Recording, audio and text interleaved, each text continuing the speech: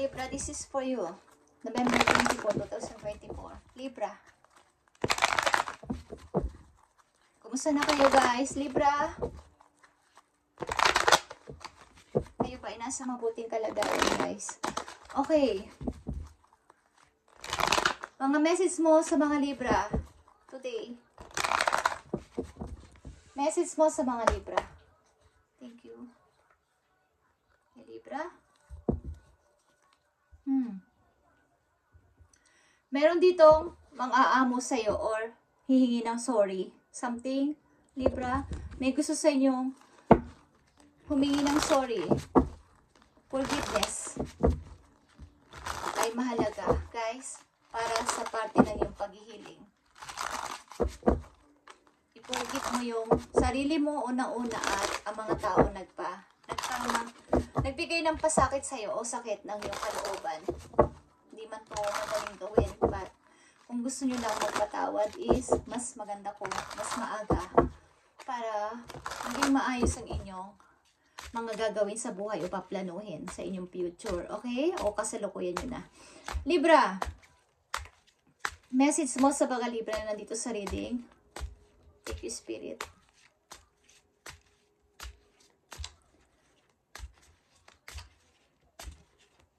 Message mo sa mga Libra na nandito sa reading. Nandito ang safeguard. Okay? Hindi to sabon, guys. Protect new life. Okay? And protektahan mo din ang iyong pangarap. Libra. Protektahan mo ang iyong buhay. Okay? Yung iyong, because sabihin yung kung ano man kayo sa ngayon, yung inyong trabaho, yung inyong pangarap, protektahan nyo na parang baby o parang sanggol. Isa pang message for Libra na nandito sa reading na gusto mong bigyan ng message. Thank you. Nandito ang torment or stay optimistic, Libra. Stay optimistic kahit na may nararanasan ka na paghihirap sa kasalukuyan. Stay optimistic. Huwag kang susuko. Kahit ito ay sa palagay mo parang ikaw lang ang nagsasuffer. Okay? And kung meron kayong mga papasimulan, protektahan ninyo to at huwag mo nang i-share sa ibang tao ang inyong mga naiisip na idea. Libra. Okay?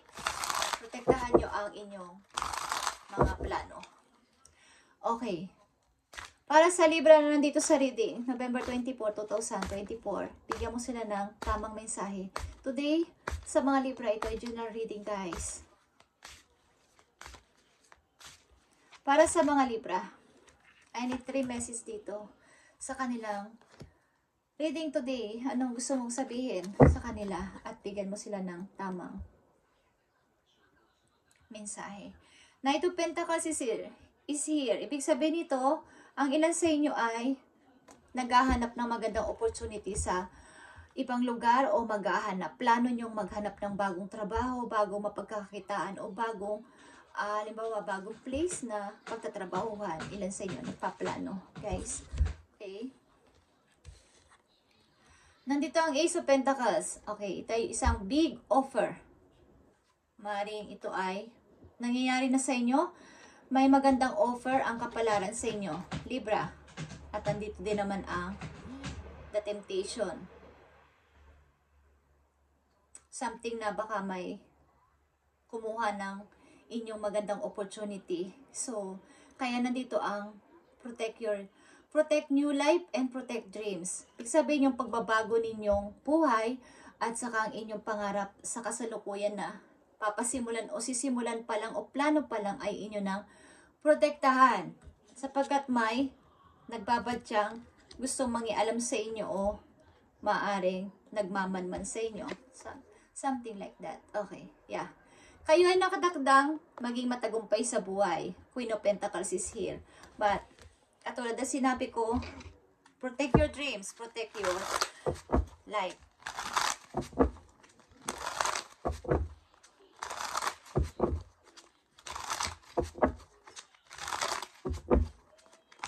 magandang kapalaran na naghihintay sa mga Libra, maybe sa ibang lugar. Guys, kung nagbabala kayong lumipat ng trabaho o ibang lugar para sa trabaho na to is, isipan yung mabuti sapagkat dito kayo uunlad. Titingnan natin to. Ace of Pentacles. Para sa mga Libra na nandito sa reading na gusto mo bigyan ng mensahe sa mga Libra nandito sa reading, ibigay mo ang tamang mensahe sa kanila, sa mga Libra nandito sa reading. Ace of Pentacles, Temptation, at Queen of Pentacles. Aani kayo dito ng tagumpay, guys. Okay? Ace of Pentacles.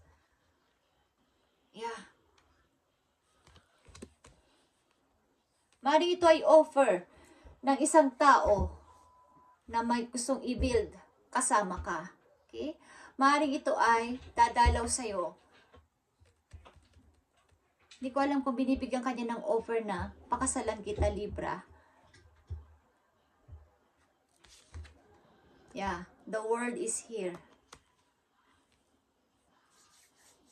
Maring kayo ay magta-travel, guys. Kailangan makakapag-desisyon nito sa sarili ninyo. Maring ito ay bago ninyo papasimulan na nasa malayong lugar. Okay. Dali lang, Libra. At nangungulit ang aking pusa. Okay, kayo ay magpapasimula sa ibang lugar maybe at ito ay offer ng isang person na nasa malayo.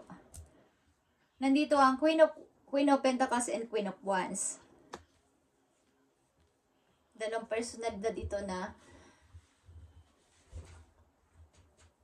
matagumpay sa buhay, guys.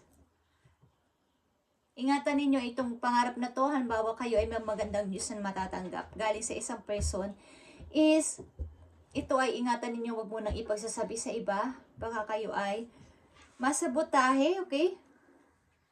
Something na kayo ay may pupuntahan, ibang lugar, na pagmumula ng inyong malaking money o big offer ito galing sa malayo, guys. Maring ang tao na to ay may money na mag-o-offer sa inyo. Maring may offer din itong kasal, Libra. Kayo ba ay maglalakbay, guys? May plano kayong maglakbay o mag-travel. Tingnan natin to. Ikakasal ba kayo, Libra? Yeah, Two of Pentacles. Meron dalawang tao dito na mag-cheers ng wine.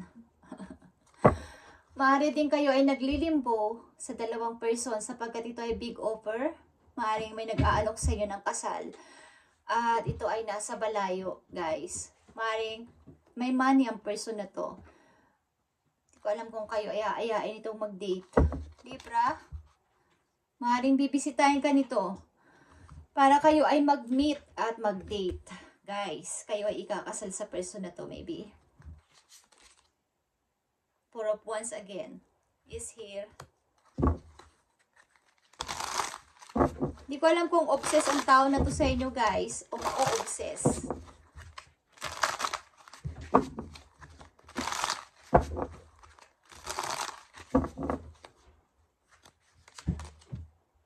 The Sun. Yeah, guys. Napakaganda.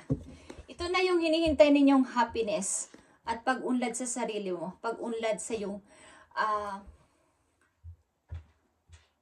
kumbaga, ito na yung hinihintay kong matagal ko ng pangarap. Kaya nandito ang safeguard. Naalala ko lang yung sabon na safeguard, guys. Okay. So, ingatan nyo ang inyong dream. Ingatan ninyo tong plano na to. Ingatan ninyo tong offer sa inyo at huwag nyong ipagsasabi, guys. Kayo ay lalagay sa magandang buhay. Okay? Ikakasal kayo sa person na to. Ito ay long term. May pipirmahan kayong kontrata at ito ay kasal, guys. Okay, sa mga Libra na nandito sa reading, kayo ay ikakasal. Something na kayo ay pupuntahan ng person na to at o-opera ng magandang simula sa buhay. Tingnan natin dito ang temptation, guys. Ano mga dapat ninyong ingatan o dapat ninyong tandaan?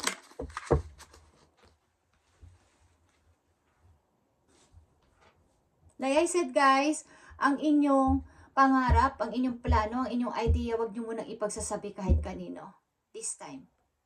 Sapagkat marami sa inyong maiinggit. Okay? Ace of Swords. Yan. Ito na yun. Ito na yun, guys. Ito na yung hinihintay ninyong love of my life. Okay? May naririnig akong love of my life. Okay. Libra, ito ang message ninyo. Three of Abundance is here. Okay?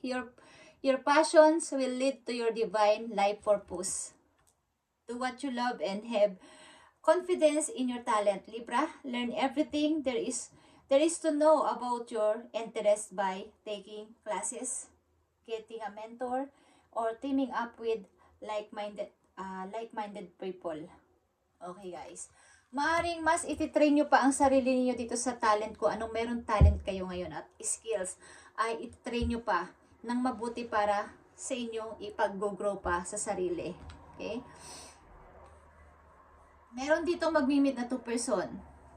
But, meron din sa inyo naglilimbo dito sa dalawa na tao. Because, magandang offer ito. But, pareho silang magandang offer sa inyo. Okay? Tingnan ninyong mabuti at pakinggan ninyo ang inyong sarili kung sino ang inyong pipiliin sapagkat kayo ay lalagay sa masayang pagpapamilya. Okay? Pagpapamilya, dito ang Leo, Taurus, at Capricorn. Nandito rin ang Aquarius, Aries, Leo, Sagittarius. Malakas dito ang fire sign, guys. Okay? Libra. Isang message na lang for you. Dito sa inyo, message today, November 24, 2024. Ilan sa iyo ay ikakasal, may pipirmahan din kontrata. Long term itong kontrata. Trabaho man to o person, ito ay napakagandang offer galing sa malayo. Libra. Ayan. Dinadalo ko aking pusa, guys. Yan, nakikita nyo to, guys. Libra. Bubuo kayo ng masayang pamilya. Tulad ng sinabi ko. Okay? Thank you, Libra, and God bless sa inyo lahat. Sana ito ay i-manifest ninyo at ito ay napakaganda. Meron kang 10 of Cups dito and 10 of Pentacles. Queen of Wands and Queen of Pentacles and the High Priestess. Nandito na lahat. The Word, okay, is nandito ang mga major arcana na talaga namang napakagandang message for you. Okay? And Ace of Cups. Okay, thank you, Libra, and God bless you lahat.